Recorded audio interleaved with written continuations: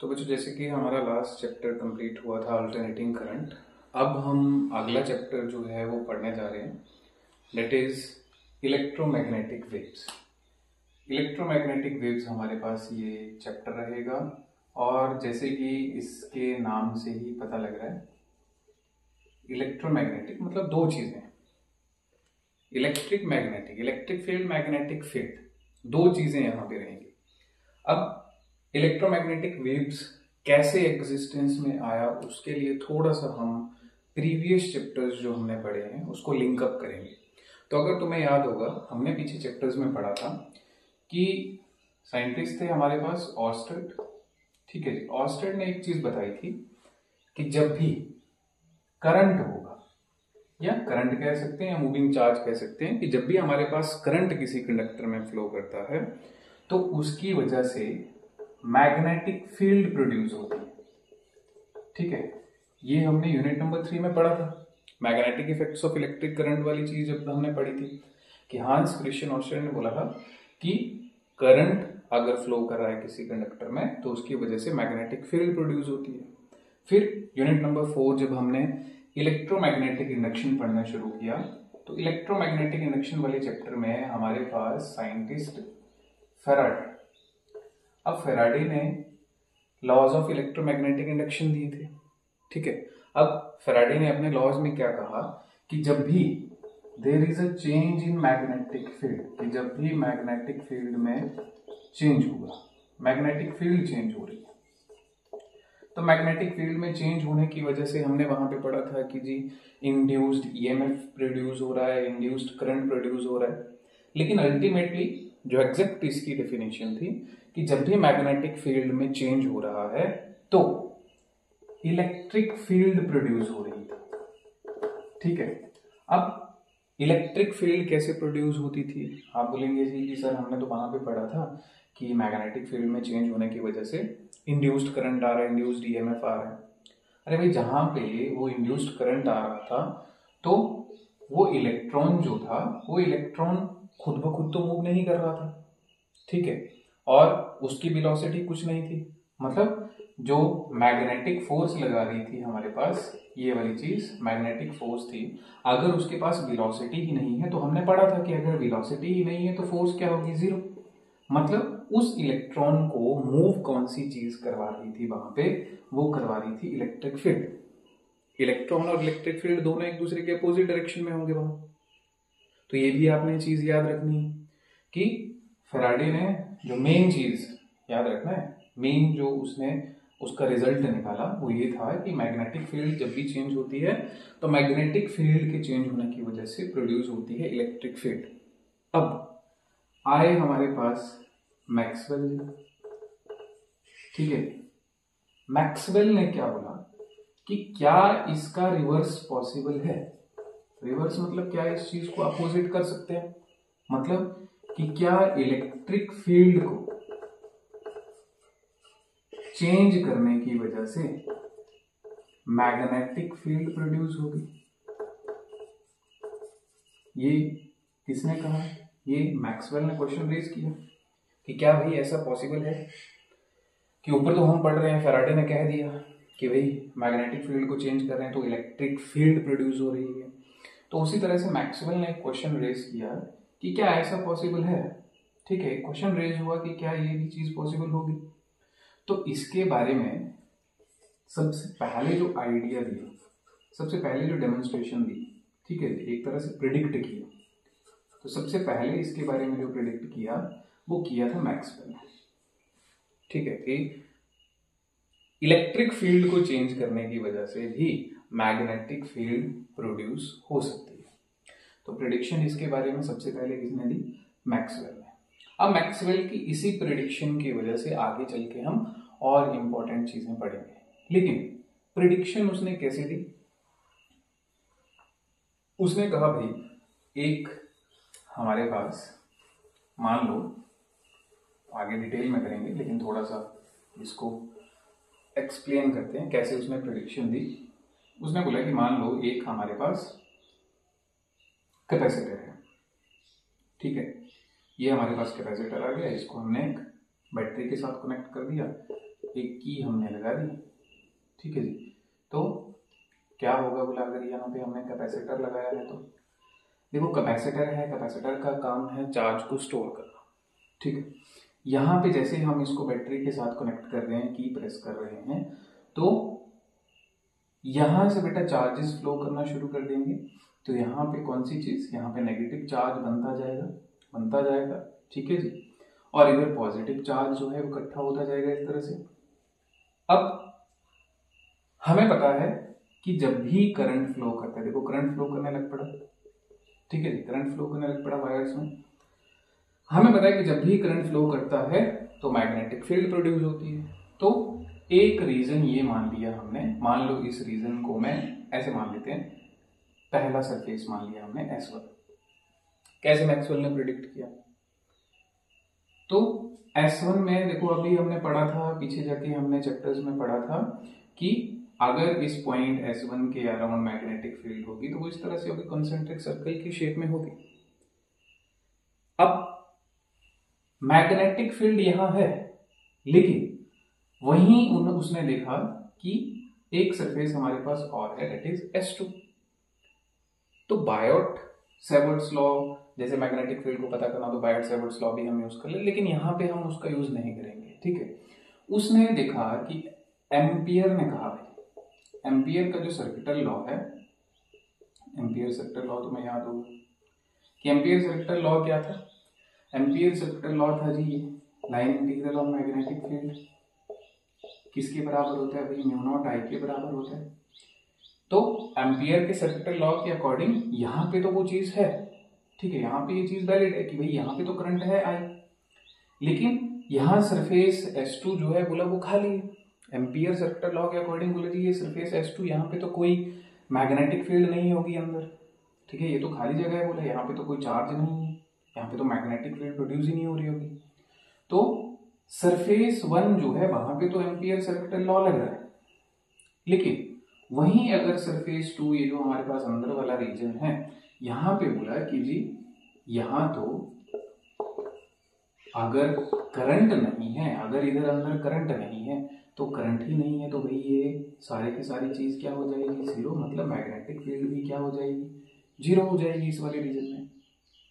लेकिन मैक्सवेल को लगी ये चीज थोड़ी सी गलत, उसने बोला भाई ये चीज नहीं होगी, ठीक है। उसको नजर आई थोड़ी सी इनकंसिस्टेंसी, किसमें, एम्पियर के सर्किटल लॉ में, कि भाई ये वाली चीज नहीं है, क्यों नहीं है, वो भी उसने परफॉर्म किया, ठीक है।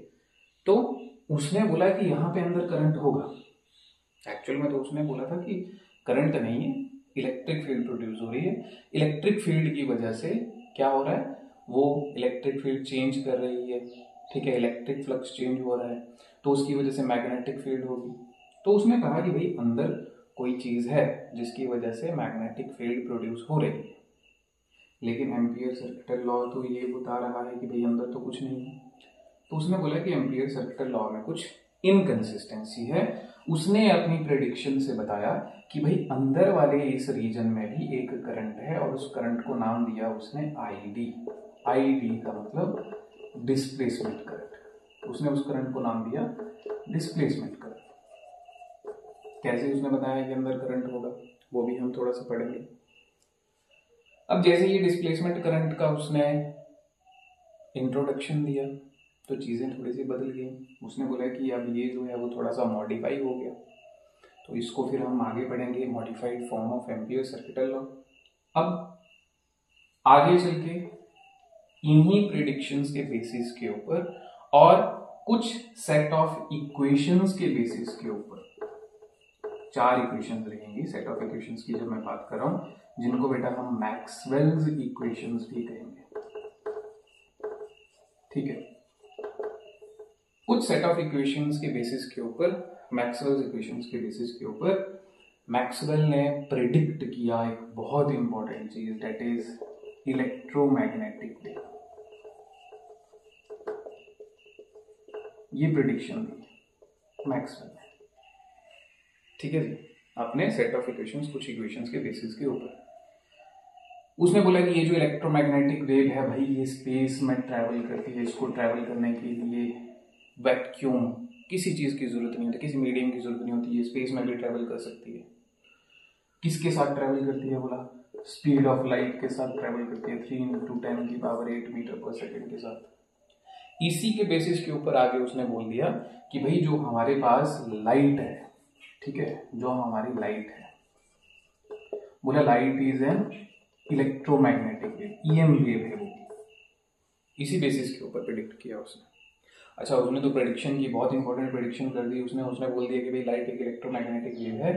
आगे चल के उसकी प्रेडिक्शन को सक्सेसफुली जो एक्सपेरिमेंटली प्रूव किया था, एक्सपेरिमेंटली जो प्रेडिक्शन दी थी ईएम वेव की, ठीक है, ये थोड़ी सी स्टोरी है, आगे हम पढ़ेंगे इस चैप्टर में।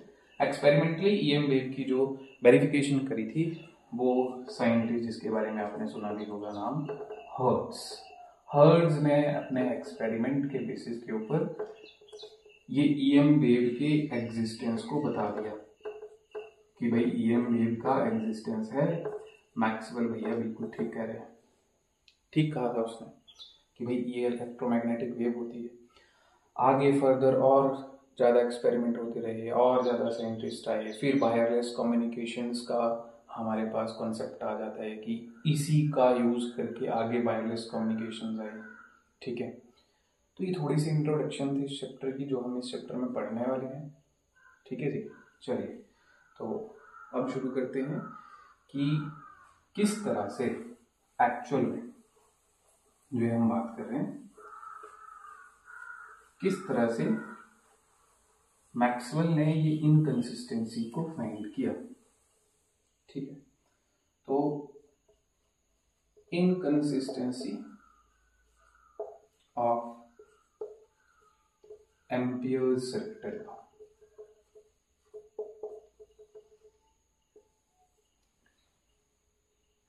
क्या किया मैक्सवेल ने बोला कि लेट अस सपोज हमारे पास एक कैपेसिटर है, इसको, अच्छा, एक पैरेलल प्लेट कैपेसिटर, जरूरी नहीं है कि ये इस तरह से रेक्टेंगुलर वाला ही हो, पैरेलल प्लेट की बात कर रहे हैं, ठीक है, सर्कुलर प्लेट्स भी आप लोग यूज कर सकते हैं। तो मैक्सवेल ने क्या देखा भाई, मैक्सवेल ने एक चीज प्रेडिक्ट करी कि मान लो ये प्लेट्स पी और क्यू है मेरे पास, ठीक है। जैसे ही हमने इस पैरेलल प्लेट कैपेसिटर को बैटरी के साथ कनेक्ट किया, क्या हुआ भाई, यहाँ से चार्ज जो है, यहाँ पे नेगेटिव चार्ज दिखना शुरू हुआ, नेगेटिव चार्ज स्टोर हो रहा है, इधर पॉजिटिव चार्ज, क्योंकि कैपेसिटर का काम है चार्ज स्टोर करना। जैसे ही ये हमारे पास पॉजिटिव नेगेटिव दिखा भाई, बोला चार्ज फ्लो कर रहा है, तो चार्ज फ्लो करने की वजह से जैसे इधर नेगेटिव आ रहा है, इधर पॉजिटिव इकट्ठा होता गया, तो बोला उसकी वजह से करंट फ्लो करने लगेगा। अच्छा, इस वाले करंट को मान लिया जी कंडक्शन करंट नाम दे दिया। जो करंट हमारे पास वायर्स में फ्लो कर रहा है उसने बोला कि कंडक्शन करंट है। अब उसने बोला कि मान लो एक रीजन, जैसे पहले बताया, मान लो एक रीजन ये S1 है, एक रीजन ये अंदर S2 है, ठीक है। तो हमने पहले भी पढ़ा था कि करंट जा रहा है, तो इस पॉइंट S1 के अराउंड क्या होगा, मैग्नेटिक फील्ड होगी। तो जब एक कंपस, मैग्नेटिक कंपस से देखा गया, तो बोला भाई इधर S1 वाले रीजन में इस कंपस में आ रही है डिफ्लेक्शन, ठीक है। मैक्सवेल प्रेडिक्ट कर रहे हैं ये चीज। उसने बोला कि इस वाले रीजन में तो कंपस जो है वो डिफ्लेक्ट कर रही है, लेकिन सडनली जब उसने इस वाले रीजन, अंदर वाले रीजन में भी देखा, तो यहां पे भी देखा कि there is a deflection in magnetic compass, कि कंपस में तो यहां पे भी डिफ्लेक्शन है, ठीक है। अभी थोड़ी देर पहले मैंने कहा कि एम्पियर सर्किटल लॉ तो क्या बता रहा है, एम्पियर सर्किटल लॉ बता रहा है कि यहाँ पे करंट है, यहाँ पे मैग्नेटिक फील्ड है, अंदर खाली जगह है। एम्पियर सर्किटल लॉ के अकॉर्डिंग अंदर कोई मैग्नेटिक फील्ड नहीं है। लेकिन मैक्सवेल ने क्या प्रेडिक्ट किया कि भाई उसने देखा यहाँ पे भी डिफ्लेक्शन शो हो रही है और ये अंदर वाले रीजन के पास भी डिफ्लेक्शन शो हो रही है कंपस, और मैग्नेटिक कंपस कब डिफ्लेक्शन शो करेगी, जब वहां पे कोई मैग्नेटिक फील्ड होगी, if there is a magnetic field. अब भाई उसको करना था प्रूव, भाई कैसे आया ये, तो उसने क्या किया, उसने बोला कि जैसे यहाँ पे चार्जेस इकट्ठा हो रहे हैं, ठीक है, तो इन चार्जेस की वजह से यहाँ पे क्या क्रिएट होगी, बोले एक इलेक्ट्रिक फील्ड क्रिएट होगी इस तरह से। ये रीजन मान लिया उसने, ठीक है। एक रीजन में से, एक सरफेस में से क्या कर रही है, इलेक्ट्रिक फील्ड लाइंस पास कर रही है। पॉजिटिव नेगेटिव चार्ज के बीच में इलेक्ट्रिक फील्ड क्रिएट हो रही है। उसने बोला कि ये जो इलेक्ट्रिक फील्ड क्रिएट हुई, दिस इलेक्ट्रिक फील्ड, यही इलेक्ट्रिक फील्ड, और इलेक्ट्रिक फील्ड क्रिएट भी कैसी हुई, जैसे जैसे चार्ज बढ़ता जा रहा है, चार्ज बढ़ता जा रहा है तो इलेक्ट्रिक फील्ड में भी क्या होता जाएगा, चेंज होता जाएगा। अरे चेंज इन इलेक्ट्रिक फील्ड हो रहा है। देखो एक सरफेस में से बहुत सारी इलेक्ट्रिक फील्ड लाइंस पास कर रही हैं, पढ़ा हुआ है हमने। जब भी एक सरफेस में से बहुत सारी electric field line, close surface में से इलेक्ट्रिक फील्ड लाइंस पास कर रही हो, तो बोला there is a change in flux. Electric field में चेंज हो रहा है, बोला चेंज इन फ्लक्स हो रहा है। और चेंज इन फ्लक्स की वजह से ही उसने बोला कि यहाँ पे मैग्नेटिक फील्ड प्रोड्यूस हो रही है। अब जब वो ये थ्योरी उसने ये रखी तो बहुत सारे लोगों को लगा कि नहीं जी, ये तो कंसेप्ट दे रहा है भाई कि मैग्नेटिक फील्ड तब प्रोड्यूस हो रही है जब there is a change in magnetic field हो रहा है। तो भाई करंट कहाँ गया, तो करंट कहाँ गया? तो उसके लिए उसने बोल दिया कि भाई ये जो मैग्नेटिक फील्ड हुई प्रोड्यूस, ये एक करंट की वजह से प्रोड्यूस हुई। बाद में उसने बोला एक्चुअल रीजन यही है, लेकिन सबको समझाने के लिए उसने कह दिया कि भाई ये मैग्नेटिक फील्ड जो प्रोड्यूस हो रही है ये एक करंट की वजह से प्रोड्यूस हो रही है, और उस करंट को नाम दे दिया डिस्प्लेसमेंट करंट, आई। डिस्प्लेसमेंट करंट एग्जिस्टेंस में कैसे आया, किसकी वजह से प्रोड्यूस हो रहा है, इलेक्ट्रिक फील्ड में चेंज होने की वजह से, फ्लक्स, इलेक्ट्रिक फ्लक्स में चेंज होने की वजह से, ठीक है, चेंज इन इलेक्ट्रिक फ्लक्स, तो ये मैग्नेटिक फील्ड प्रोड्यूस हो रही है, ठीक है। तो इनकंसिस्टेंसी क्या रही, तो वो मैंने आपको बता दिया कि इस वाले रीजन में तो एम्पियर सर्किल, S1 वाले रीजन में तो एम्पियर सर्किल लॉ भाई B vector dot dl vector mu naught IC के बराबर है, ठीक है, कंडक्शन करंट फ्लो कर रहा है। लेकिन जो रीजन 2 है वहां पे according two ampere circle law क्या है भाई, वो तो जीरो हो जाएगा, मतलब मैग्नेटिक फील्ड वहां पे जीरो है। लेकिन किसने ये चीज बताई, मैक्सवेल ने प्रेडिक्ट किया। मैक्सवेल ने बोला कि नहीं ऐसा भाई नहीं है, यहाँ पे भी मैग्नेटिक फील्ड है। किसकी वजह से मैग्नेटिक फील्ड है, इलेक्ट्रिक फील्ड में चेंज होने की वजह से, और जो करंट आया उसको नाम दे दिया उसने डिस्प्लेसमेंट करंट। अब इसी डिस्प्लेसमेंट करंट के बारे में हम आगे पढ़ेंगे कि भाई ये डिस्प्लेसमेंट करंट क्या है, इसकी क्या वैल्यू है, और जो इनकंसिस्टेंसी एम्पियर सर्किल लॉ में मैक्सवेल ने बताई, तो भाई उसने क्या चेंज किया, उसने चेंज किया कि भाई अंदर करंट है, कैसे उसको हम मॉडिफाई करके लिखेंगे, तो अगला टॉपिक हमारा वही रहेगा। और एचपी बोर्ड की बात अगर मैं करूं तो बेटा एचपी बोर्ड में ये वाला टॉपिक जो अभी मैं लिखने जा रहा हूँ, ये डेरिवेशन में भी पूछा गया है। आपको डेरिवेशन आई थी किस तरह से कि discuss the modified form of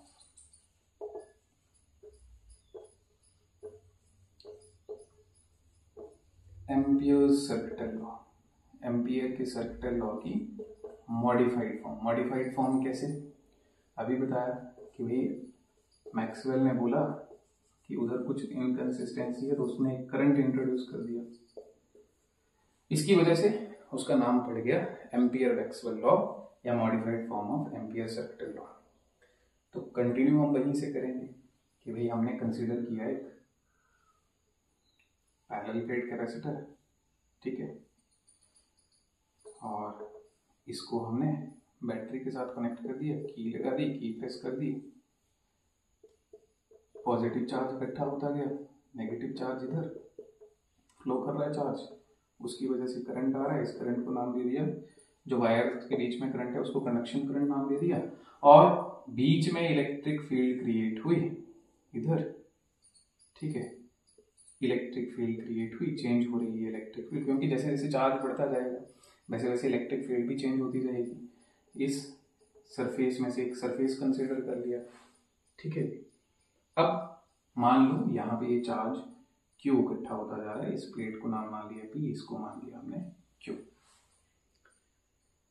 तो करते हैं अब इसके बारे में कैसे modified form of ampere sector law I, कैसे डिस्प्लेसमेंट करंट आया, डिस्प्लेसमेंट करंट होता क्या है। तो बेटा सबसे पहले तो हम यही चीज बोलेंगे कि डिस्प्लेसमेंट करंट क्या है। डिस्प्लेसमेंट करंट किसी स्पेस या रीजन में वो करंट है, is that current which is produced, जो किसकी वजह से प्रोड्यूस होता है, अभी थोड़ी देर पहले बताया था, due to change in electric field, या due to change in electric field में चेंज हो रहा है, मतलब इलेक्ट्रिक फ्लक्स में चेंज हो रहा है। कब एग्जिस्टेंस में आता है ये डिस्प्लेसमेंट करंट किसी स्पेस या रीजन में, जब वहां पे किस में चेंज हो, इलेक्ट्रिक फील्ड में चेंज हो या इलेक्ट्रिक फ्लक्स में चेंज हो। तो डिस्प्लेसमेंट करंट की भी डेफिनेशन आपने याद रख लेनी है, इसको नोट कर लेना है बेटा, नोट कर लें, इसको नोट कर लिया। चलिए अब बात करते हैं इस डिस्प्लेसमेंट करंट के बारे में। ठीक है जी, तो डिस्प्लेसमेंट करंट के बारे में चलिए इस वाले रीजन पे चलते हैं। ये वाले रीजन में देखना है आपने, हमने पहले पढ़ा था, अगर तुम्हें याद हो, यूनिट नंबर 1 में हमने पढ़ा था पैरेलल प्लेट कैपेसिटर के बीच में इलेक्ट्रिक फील्ड कितनी होती है, electric field between plate P and Q। तो वो हमने, अगर तुम्हें याद हो तो वो पढ़ा था, it is sigma upon epsilon naught. याद आया कुछ?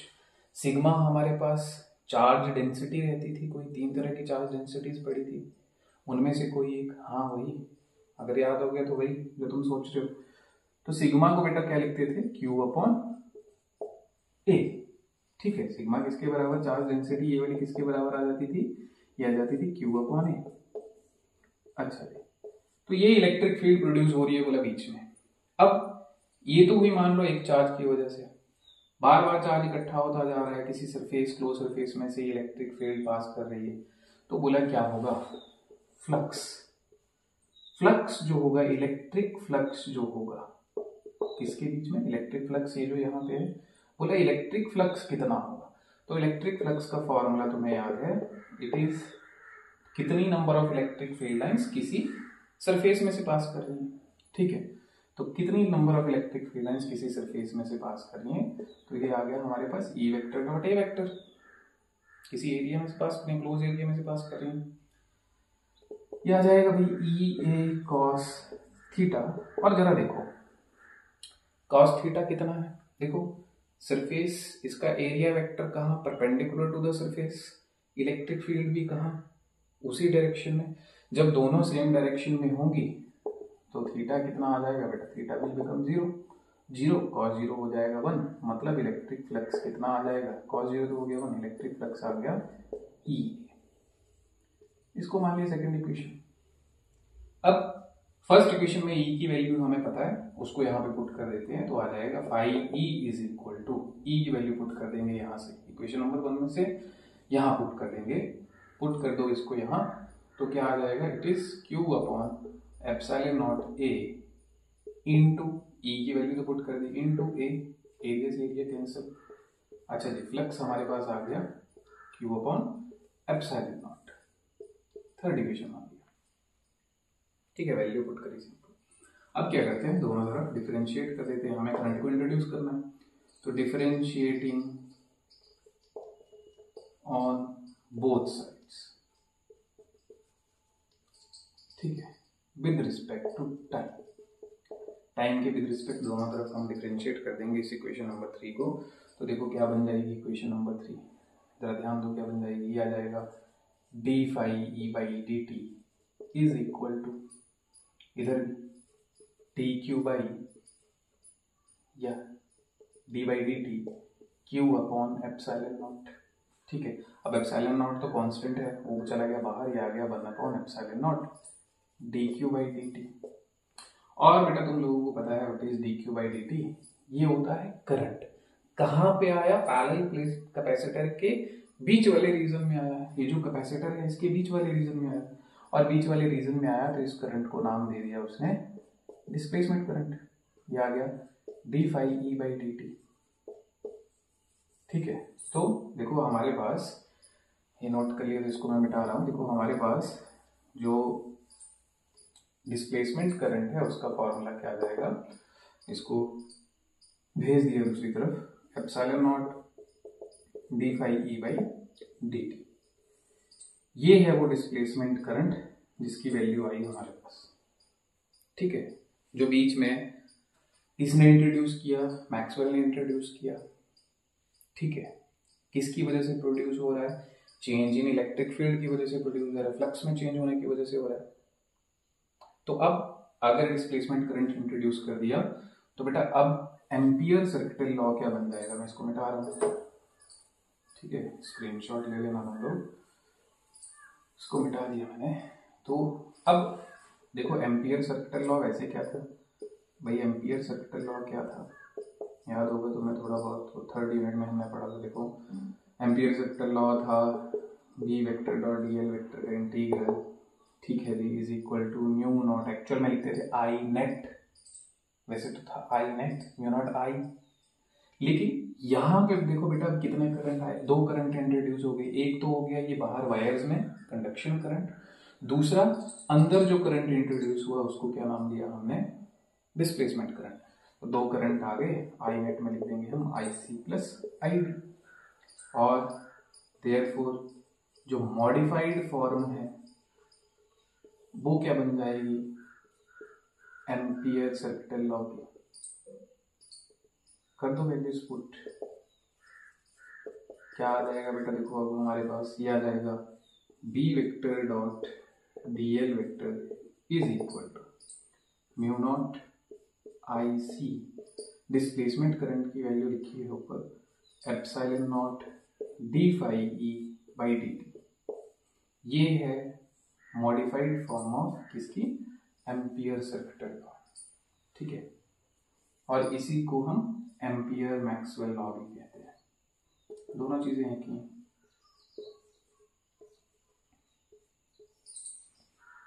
तो ये बोर्ड्स में आपको डेरिवेशन पूछी हुई है, इसके नोट्स भी आपको मिल जाएंगे, तो इसको नोट कर लेना है आपने, इंपॉर्टेंट इक्वेशन है, इसको आपने नोट कर लेना है, ठीक है जी। अब ध्यान देना है, कई लोग सोच रहे होंगे कि सर ये आईसी है या आईडी है तब तो करंट की वैल्यू बढ़ जाएगी, नहीं बेटा ऐसा नहीं होता है। देखो थोड़ी देर पहले बताया था, फिर से ध्यान देना है। देखो आईसी कहाँ एग्जिस्ट कर रहा है, आईसी कर रहा है सिर्फ ये कनेक्टिंग वायर्स के बीच वाले रीजन में। अगर यहाँ पे आईसी है तो अगर मैं यहाँ पे वो सरफेस कंसीडर करता हूँ तो बेटा इधर डिस्प्लेसमेंट करंट कितना होगा, जीरो, ठीक है। यहाँ पे थोड़ी ना डिस्प्लेसमेंट करंट होगा, डिस्प्लेसमेंट करंट कौन से वाले रीजन में होगा, अंदर। और अगर अंदर डिस्प्लेसमेंट करंट है तो यहाँ पे कंडक्शन करंट की वैल्यू क्या होगी, जीरो, ठीक है जी। तो इफेक्ट जो है इफेक्ट वही रहता है, ठीक है जी। अकेले अकेले ये एग्जिस्ट जब करेंगे तो दूसरे वाला करंट जो है वो जीरो होगा, ये याद रखना है आपने कि बाहर वाले में डिस्प्लेसमेंट करंट जीरो है, अंदर वाले में डिस्प्लेसमेंट करंट है तो कंडक्शन करंट जीरो है, इफेक्ट उसका वही रह रहा है। ये तो बस उन्हें इंट्रोड्यूस किया कि जैसे मैंने थोड़ी देर पहले बताया कि क्वेश्चनिंग उठी कि भाई मैग्नेटिक फील्ड प्रोड्यूस तो हो रही है लेकिन वो तो करंट से होनी चाहिए, ठीक है, तो इसलिए उसने इसको करंट को नाम दिया displacement current.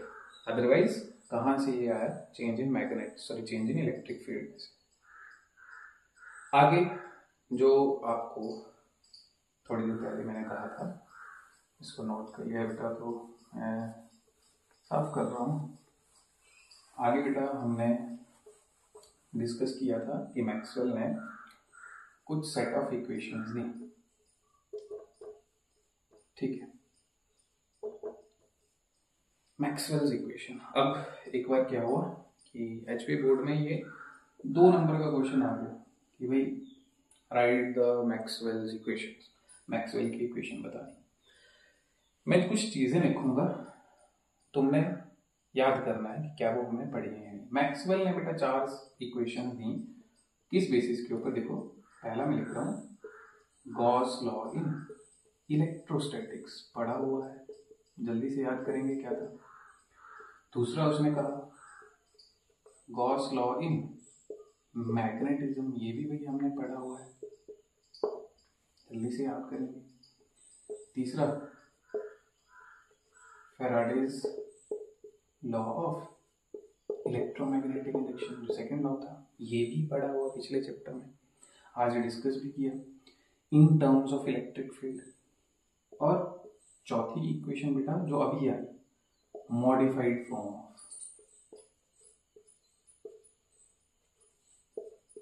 Amperes vector law या Maxwell Ampere law, Ampere Maxwell law.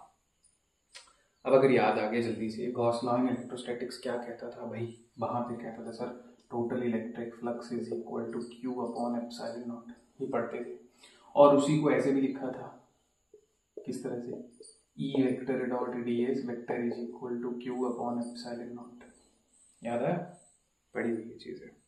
Gauss law in magnetism वो भी किया था सर, वो तो लिखा था हमने कि magnetic field B vector dot D S vector जो है it is equal to zero, क्योंकि वहां पे हमने डिस्कस किया था कि मैग्नेटिक मोनोपोल्स एग्जिस्ट नहीं करते, सिंगल पोल एग्जिस्ट नहीं करेगा, ठीक है, वहां पे बताया हुआ था सारा ये। तो B vector dot D S vector किसके बराबर आता है, जीरो। अच्छा, Faraday law of electromagnetic induction, हमने तो सर ये वाली चीज पढ़ी हुई थी, E is equal to minus D five we upon D T, लेकिन मैंने कहा एक्चुअल जो कॉन्सेप्ट है वो बेटा ये है कि मैग्नेटिक फील्ड को चेंज करने की वजह से किसमें चेंज प्रोड्यूस हो रहा था, कौन सी चीज प्रोड्यूस हो रही थी, इलेक्ट्रिक फील्ड। तो E vector dot D L vector is equal to minus D five we upon D T, third equation. और last equation modified form of Ampere's vector law, जो आज पढ़ी हमने, V vector dot D L vector is equal to mu not, दो current आए, I C plus I D क्या आ गया, epsilon not D five E by D T. ये चार सेट ऑफ इक्वेशंस के बेसिस के ऊपर आगे मैक्सवेल ने प्रिडिक्ट किया इलेक्ट्रोमैग्नेटिक वेव्स के बारे में। इलेक्ट्रोमैग्नेटिक वेव्स मतलब जिसमें इलेक्ट्रिक और मैग्नेटिक फील्ड प्रोपेगेट करेंगी साइमल्टेनियसली, ठीक है, एक ऊपर की तरफ जा रही होगी, एक जेड एक्सिस की तरफ जा रही होगी, दोनों एक्स एक्सिस में ट्रैवल करेंगी। अगला टॉपिक, नेक्स्ट टॉपिक फिर हमारा यही रहेगा, अगले लेक्चर में हम ये पढ़ेंगे। तो इतना बेटा आप लोगों ने याद कर लेना है, ठीक है, चलिए मिलते हैं नेक्स्ट लेक्चर में।